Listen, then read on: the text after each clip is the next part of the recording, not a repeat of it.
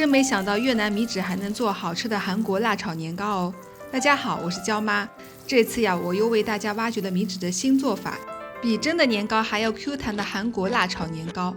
做法超级简单，我们将一张米纸放入水里面，正反面呢都沾上水，差不多沾水时长是2秒钟。取出来后呢，你会发现这个时候米纸还没有完全变软，有一点韧性的。我们把米纸放到铺有烘焙油纸的砧板上，铺上去过一会儿后呢，这个米纸就会变软了。同样的，再叠放上2张一样沾过水的米纸，3张米纸叠放在一起的厚度是刚刚好的，不会太薄，也不会太厚，这样做出来的米纸年糕呢，口感也会更 Q 弹一点。等米纸全部变软后呢，我们从米纸的一头用手轻轻地卷到米纸的另外一头，卷成这样就可以啦。然后我们拿剪刀把米纸卷呢卷成6小段。剪好后的米纸是这个样子的，中间有点空心，一会儿呀可以吸收好多美味的汤汁。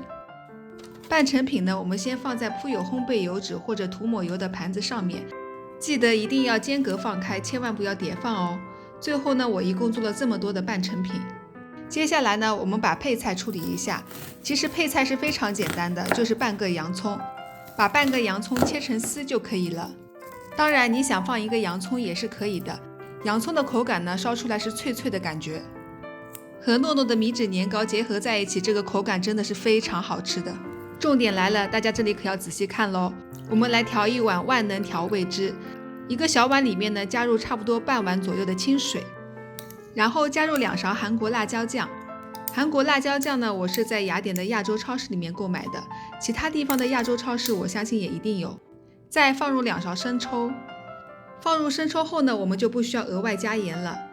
还有1勺辣椒粉，如果吃不了辣的朋友可以换成甜椒粉。接着是1勺玉米淀粉，其他的淀粉也可以哦。还有1勺白糖，白糖呢加入之后呢，是甜甜辣辣的感觉，整个口感会非常好。我们把酱汁调均匀后呢，就可以开始烹饪啦。老规矩，热锅冷油，锅内呢加入一点点油，开中小火，等油有一点温热后呢，我们就把切好的洋葱丝放入锅内。为了保证洋葱脆脆的口感呢，我们这里不要开太大的火，稍微翻炒一下之后呢，我们就可以放入米纸年糕了。这里可以继续保持中小火，稍微翻炒一下就可以了。主要是为了让米纸年糕都裹满油分，让它们之间呢也不会产生任何粘连。紧接着呢，就把刚刚调好的调味汁倒入锅里面。这个时候我们就要改大火了，然后筷子和锅铲要不停地翻炒。这样做呢，米纸年糕就不会粘在锅底了。汤汁煮到像这样浓稠了，就可以关火啦。怎么样，看着是不是特别诱人，特别想吃呢？口感呢跟真的年糕毫无差异。最后我又撒了一点点熟白芝麻做装饰。我一个人一口气就吃了这样的一大碗，真的特别好吃。